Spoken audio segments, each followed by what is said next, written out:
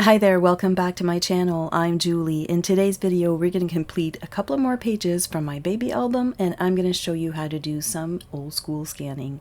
This is layout 21. It was created by Erin, and I'm going to link her video down below so you can see how different this layout looks when she did it and here when I'm doing it in this video. I will be bringing in these die cuts here from the Cosette collection, and I'm going to tuck them here and there on this page. Of course, all of the pages have been ink distress using espresso ink, and I try and keep one ink consistently across the project, and you'll see that as we move along.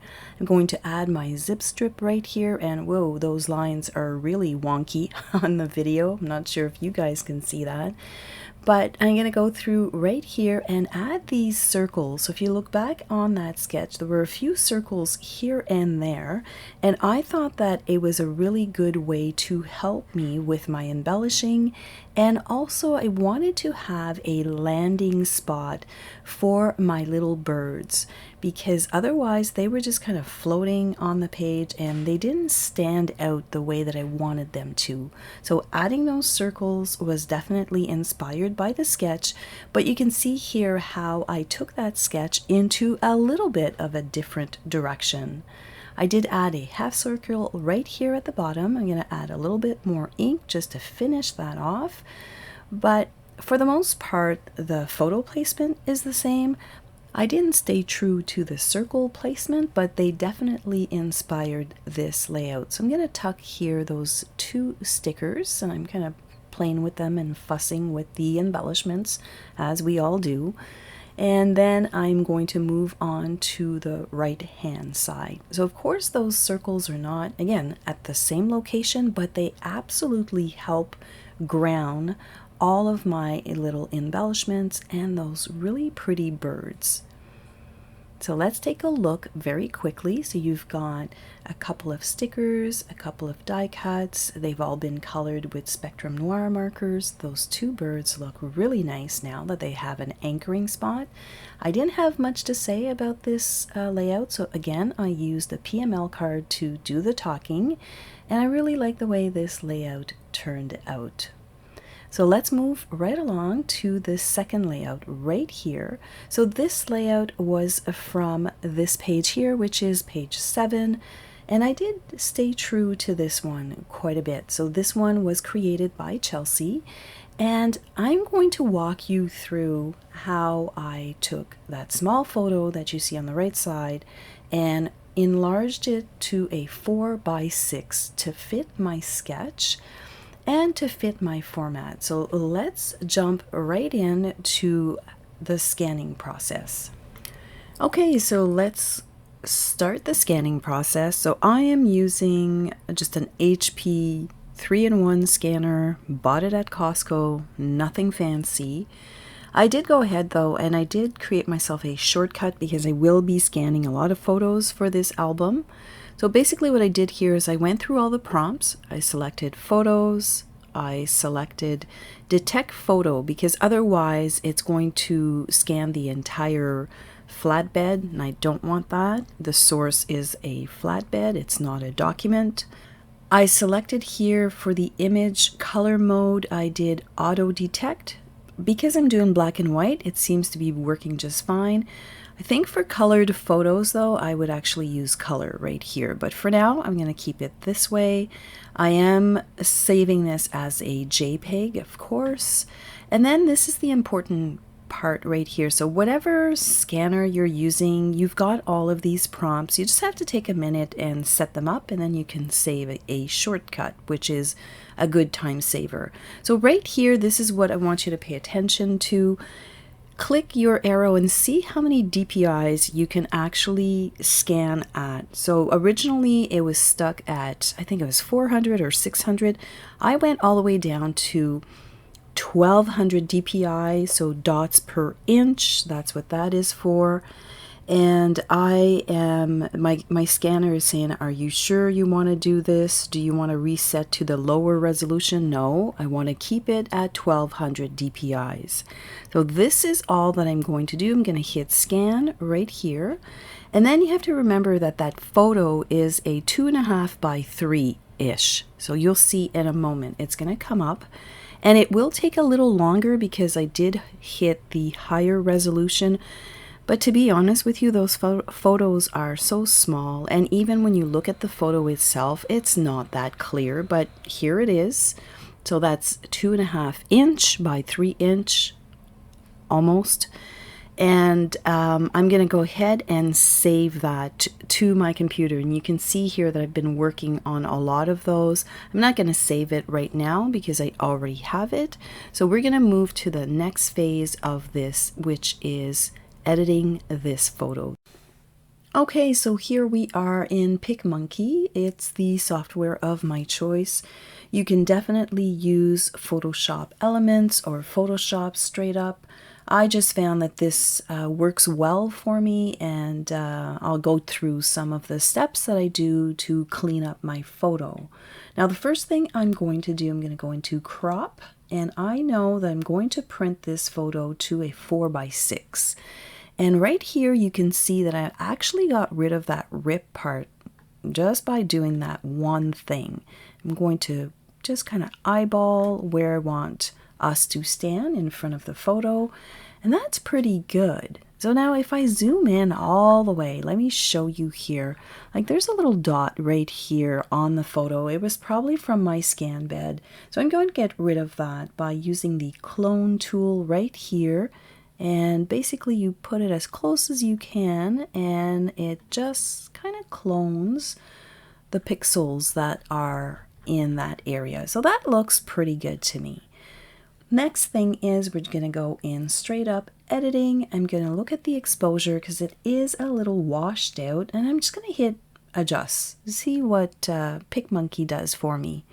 It's a little bit dark, but you know what? I think that it might look good. I'm not sure. If I do it myself, I would drag this back and maybe mess with it myself right here. Yeah, you know what? I think that my eyeballs are doing a good job. So I'm going to do that. And then in color, and you're probably thinking color, yeah, I'm going to do an auto adjust again right here to get rid of some of that really dark gray tones. And then I'm going to add a little bit of saturation and vibrancy. Now it doesn't show a lot on black and white, but on colored photos that really works well. Last thing, I'm going to go into effects, and I like to print my photos in sepia. The sepia colors, the go-to that are within PicMonkey, I find they're a little bit dark. You can select them and then fade them out. So this is another way that you can add the tone you like and then just fade it out so it's not too dark. I tend to consistently go to an RBG code that I like, and I'm just going to type that one in right here very quickly. This one here, I just really like the tone of it. It's in the middle of gray and in the middle of sepia, and it just really works well with a lot of the photos and a lot of the pattern papers I'm working with.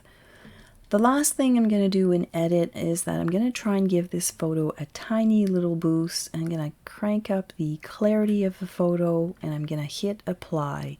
And that photo looks pretty good considering it was a tiny little photo, a 2.5 by 3. I think that that's going to work quite well. So I'm going to download as a JPEG, and I'm going to go through that process right here. I think that scan job turned out just fine. Let's take a look at the artwork. All right, I've completed this layout right here, and unfortunately my camera was off during that process, but let me walk you through some of the highlights and important things.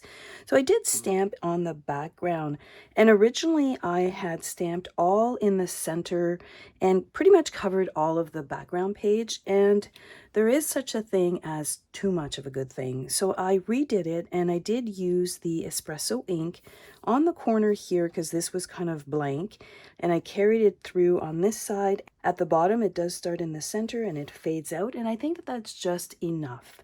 Now for these photos right here, I didn't have anything to say because I can't remember. This is me right here. I cannot remember what was going on that day. The only thing I do remember is this was our backyard. So I remember that because this was my childhood's backyard. And I was lucky enough that the PML cards, the Picture My Life cards, were really good for kind of adding journaling, but not really adding journaling. So I think that these photos are quite cute, and the add-on of this PML card that was cut down is actually really nice for this layout. So let me bring back the two layouts that I did in today's video. So these are the layouts that we did today together, and this one here is on page 21, and this is one of the sketches that Erin created. And if you look at how my page turned out, it is quite different than her layout, and I will link her layouts down in the description box below because you will see how versatile these sketches can be. And then this one right here is right at the front on page 7, and I stayed pretty true to the sketch. This one here was done by Chelsea, and you can see here that there's a lot of little stars, and I just added flowers instead. So of course this was a jumping point, but the sketches were really good to follow. So I'm really happy on how these both turned out.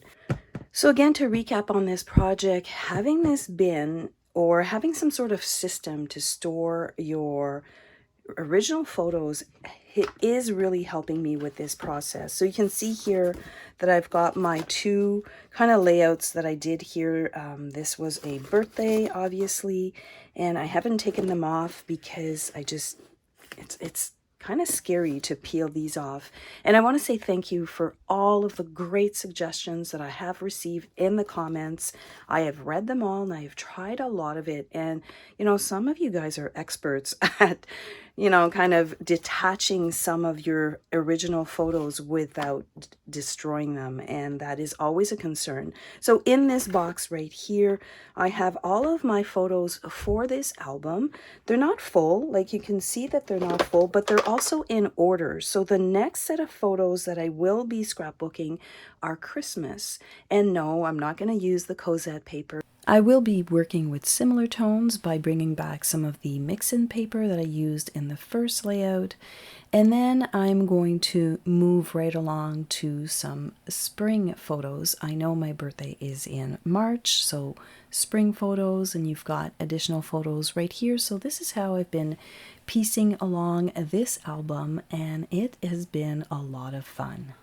Thank you so much for hanging out with me today. I hope that you've learned a few things, and if you did, don't forget to hit the like button and subscribe. I will catch you in the next video. Bye for now.